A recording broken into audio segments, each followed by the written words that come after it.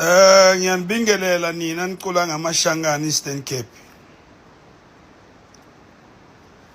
The Shangani name nikhuluma ngayo wena swine nongizwa ngazo yini. Every time awuvula umlomo ishangani.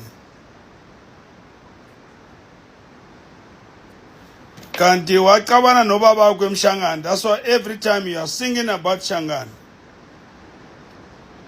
Tina mashangani silungile. We need peace. We want to unite each other. Nina nisacula ngamashangani. Kodwa ningangani zamashangani. Why ningaculi ngama-Nigeria ngoba you went to Eastern Cape, not amashangani. You're swine.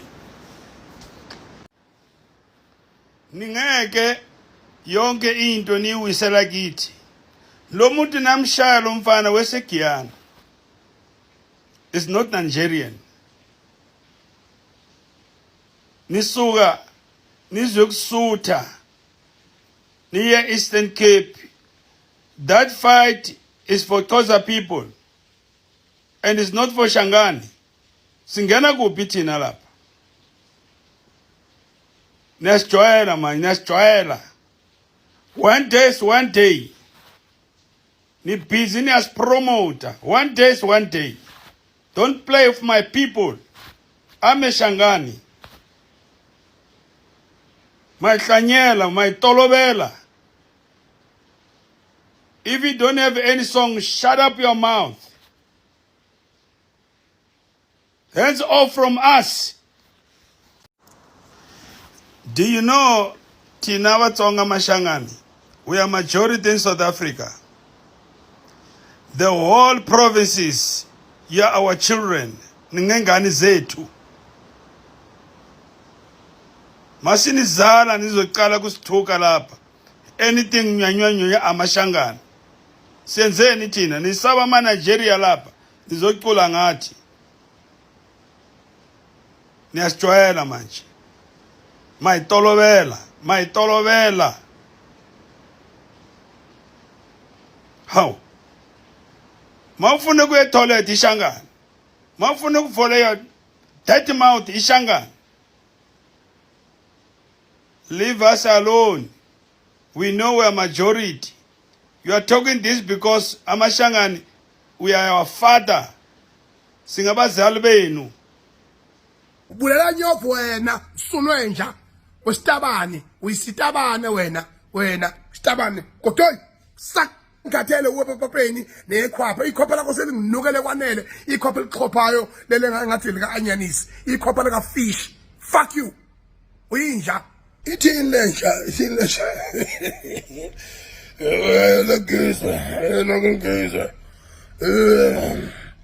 papa pena touch someone you touch me fusekho nasitabane seyishangane fusekho nasitabane wena ufuna ube isitabane lapha papeni ngibona ngaleli igoda lelo lifaka ekhanda ngibulela nyofu wena sunwenja wesitabane uyisitabane wena sitabane kodwa sak how kirubela karuna kareyina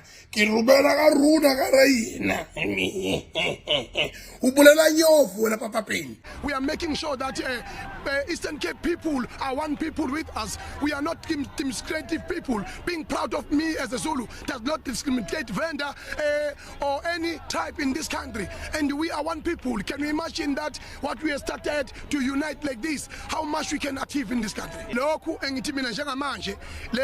Sanibonani. Ningasinaki-ke lesigqoko. Alikho iqembu engulo njengamanje. Isigqoko njengasithenga ngisayithanda ukubhubhi MK lesi. Ngeke ke ngisilahle. Ngisithi ilanga liyashisa ilanga ezweni. Liyashisa ilanga ezweni isigqoko sami kodwa ngikho kwinhlangano ethile. Ngikuyo lenhlangano uANC ungisesikoleni ngayofundela ezamabhizinisi. Waphinda wabona iperformance yami ngifunda ngiyimisela ngiattenda wanginika imshini uANC. Lezinto lezi ngihleli nazo endlini angikwazi ngisho ukunwaya ididi.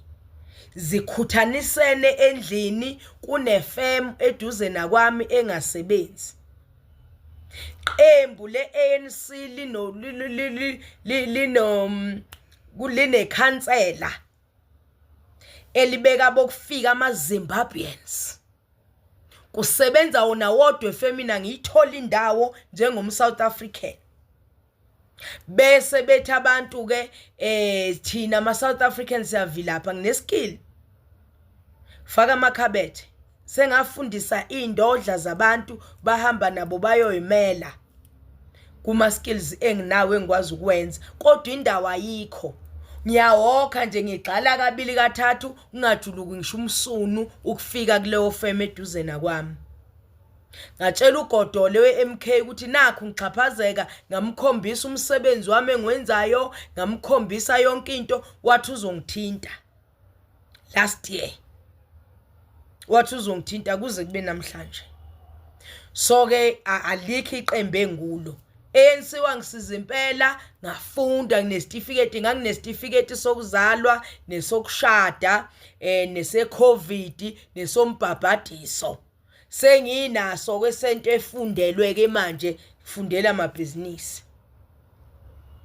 Kubuhlungu kimi uma ngibona ubaba uPeni umtsonga ngoba amashiya ngane abantu ababuya koMalawi abashiya ingane nabafazi bezosakazela ikiwi ngapha eSouth Africa bakhohlwe imvelaphi yabo nabafazi babo ngale kuthiwa amashiya ngane not ishangane. Amashiya ngane bashiya ingane bawela bazoqala impilo entsha ngapha bazofoloma ingane ngapha kabusha. Ubaba uPeni amatsonga amaPeru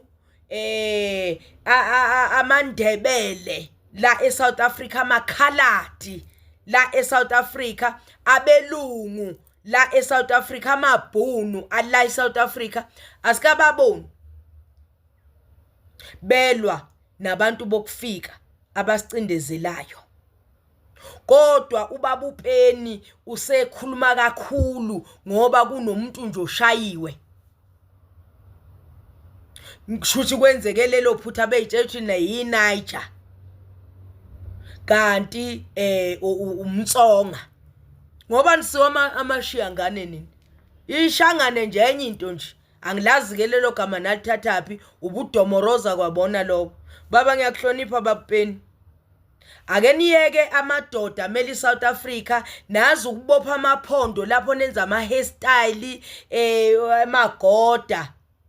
Anikwazi ukuba amadoda eLimpopo, anikwazi ukuba amadoda amandebele, amakhaladi ninwa izinze ezinde lapho. Nihlulwa kuba amadoda amaXhosa namaZulu amele izwe amadoda aphumile ngisho abesifazane bakhona. Wena usukwazi ukukhonkotha usukwazi ukho kahle baba umdala. Awusiyeke. Yini nonke nje okufanele unithunya uphuthu. Angiphathi komalema ngazi kuthiwa uyili iPeru nalo kodwa ubhizi ngabantu bokufika hambani nabo. Onenkinga akusiko nje webaba uPeni isikhathi lesi sokulwa ukuthi wenza ama video ulwe thalalisa phuma na ube indoda lokuluka straight back straight up ngeke usiza lutho baba. Ngale kwaloko impela uma ngabe engacacisa umuntu umtsonga engacacisa ukuthi usempini wenze njani kumele nathunya uphuthu. Asiye kwa Steve baba uyothenga uphuthu siye enyameni. Simple. Asadlali manje. Asadlali njena ophuthwini nganza kwethu. Asali nathi singaye ophuthwini kodwa sobe sizamile. Ngiyandithanda niyezwa. Bye. Hello Mzansi, welcome to Mgosa waseMzansi. Sokile emkhathini kwaPapa Penny and Ungizwe Mchunu ngemva kokuthi baye lapha eEastern Cape East London kuleya march. Akufike kwendakalani kahle kuleya march cause labanye bathi ebequlwa ingoma ngemashangane some saying ukuthi bashaye umuntu who was a Tsonga person mistaking that person for being a foreigner angiyivisisi kahle nje lenzayo but imqasulile kuPapa Penny wafika went video athuka Ungizwe Mchunu and said ukuthi anyone who touches Mtsonga uthinta yena because naye he's a Tsonga and uthi Ungizwe yena awekele kungisanganela wena usitabani ngikubona nangaleli goda lolufake ekhanda ukuthi usitabane so balabaniki bayihleka lendzaba ukuthi hayibo nangu Ungizwe naPapa Penny balwa laphana etinkundleni tokuxhumana. Do comment your thoughts down on the comment section. Don't forget to hit the notification bell. I'll see you on the next one. I'm signing out. Goodbye.